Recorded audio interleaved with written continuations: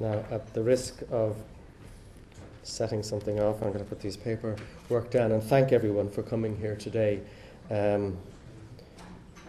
Even though it may present a challenge to the safety officer, and it's a good sign generally that we are oversubscribed. We do regret the fact that we've had to turn so many people away. This conference has really attracted an enormous amount of attention, and partly because of the work of Liam Mannix, whom you all know. He produces conferences that are about exactly what they say on the tin, in this case heritage, as an engine of economic growth in mid-sized towns. To say that a conference of this nature is timely is very much of an understatement.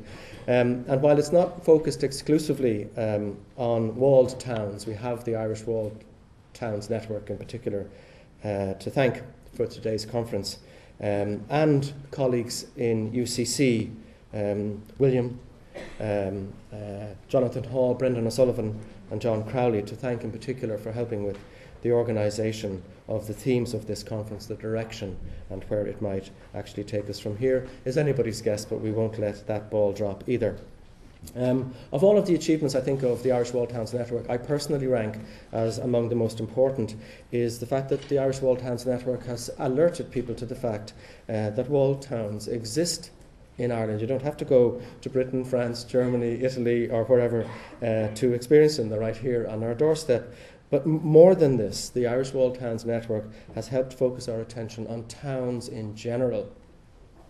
And so today we're not focusing on walled towns per se. They feature in the talk, but towns in general. I think we're waking up to that, and obviously from the Heritage Council's perspective to the heritage that is our towns and in our towns.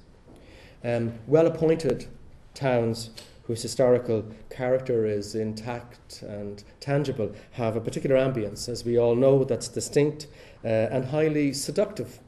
How many of us have strolled through streets of well-appointed historic towns and envied the people who live there? You know, the quirky architecture, the beautiful doorways, the ironmongery, the roof lines, the stairwells, the bijou local shops, and that personal touch, and imagined ourselves actually living there. I wonder, does that for you conjure up fond memories of holidays abroad or of towns in Ireland? I rather suspect the former, because the reality is that too many of our towns have abandoned in many ways their historic cores, or if they survive at all, it's only in patches, as you well know. For all its vibrancy and culture, the city of Galway is a very good example of this, and it pains me personally to say this because I live there and I know how much has been lost, but I know also how deeply runs the regret among people in Galway as to the scale of the loss of the medieval character of the town during the 1970s and 1980s, and it's still ongoing. I also know everybody's favourite part of town. It's obvious where people are most comfortable and at ease and at their most creative and inspirational, if you like. So my point is that Galway proves that it's not just about architecture, it's also about people.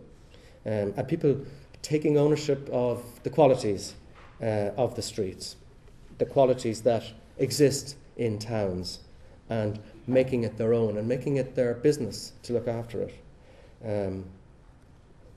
The good news, I suppose, is that there is a flame that has been lit over the last number of months even, perhaps, all over Ireland. And part of our job today is to keep that flame alive by sharing the vision a little bit, and indeed by adding a little bit of hard science so that the decision makers have the stats available to them when making the case for the preservation of the historic core or character of our towns. In Ireland, the pursuit of the strip mall dream for the last 40 years has caused us to neglect the alternative town experience for so long that many of us have forgotten what it's like. Even worse, I think, it has caused us to give up on the dream of ever again having this in Ireland is a sense that the pendulum has just swung too far in the opposite direction. In short, I suppose what I'm saying is that we have allowed the big one-stop retail experience to dominate us at the expense of what towns have to offer, and the tidal wave that we're under seems to be unstoppable. In some ways, we really are closer to Berlin than to Boston rather than to Berlin. I know, of course, that there are historical reasons why this is the case and why we neglect our buildings, that circumstances and attitudes that obtained, a long time ago that are completely beyond our control existed. But today we want to focus on the here and now, on what we can do with what we have left, and how we need to reevaluate in order to imagine and realise different futures for our townscapes, in this case, mid-sized towns. We know that the historic character of towns, the older textured streetscapes, the differentiated roof lines, the fenestration, colours, ironmongery and so on, we know that this appeals to people. Such places are attractive. They encourage sightseers to amble, locally distinct businesses to trade, families, dwellers to inhabit, to set up home, for audiences to sniff out those one-off entertainment sort of venues, and shoppers to shop. Ambience encourages shoppers to shop. So it's good for us as communities, it's good for the environment, and it's good for our pockets, because it underpins local sustainable economies and contributes to the type of regional sort of distinctiveness that we all crave, not just fiscally, but naturally, spiritually as well. And we also know that it's good for us. Now, you've heard me say this before. You've heard this phrase come out of my mouth. We know this intuitively. But now, as we're about to hear shortly, we also know it scientifically. The evidence is incontrovertible. Historic town centres that have held on to their historic buildings are des-res and des-com, if I might coin a phrase. So, in other words, they're desirable commercial venues as well. In fact, in many ways, they're des-everything. So, if we know this instinctively and scientifically, that preservation of the historic character of our towns is good, why then, every day of the week, are we ripping the character out of our towns and replacing it with buildings and streetscapes that don't inspire us, that look ugly, that are out of place, that are characterless and are, for all those reasons, anti-community? Why are we doing this? Well, you could say that here in Ireland, as post-colonials, that we have a built-in disregard for the relics of that other history. It's a kind of paint that we apply indiscriminately to all symbols of governance and order. So maybe that's just part of who we are. Or you could say that, for example, our energies were traditionally expended on portable art, if you like, on metalwork, manuscripts, literature, music, and so on, and that we're attached more closely to the natural world than the built world. You could say that our education system is so utterly devoid of training in the aesthetics that most of the population has a complete and fatal blind spot when it comes to the built environment. Or you could say that it's a combination of all of these things, but all of these things combined and then guided, or if you like, misguided by a theory that says, if the old isn't making money, maybe the new might. Well, folks, typically it doesn't. Liam Mannix commented to me the other day that the practice of sacrificing the historic fabric of our towns for short-term development gain and a naive expectation of long-term prosperity conforms to Albert Einstein's definition of stupidity, which is doing the same thing over and over again and expecting different results. But there's another factor: big money. International retail chains with big physical footprints and economies of scale squeeze the little guys out. They lobby harder, and so they determine the shape and conditions, the rules of the game. And whether by accident or design, they have made the Irish retail sector a pretty monotone affair.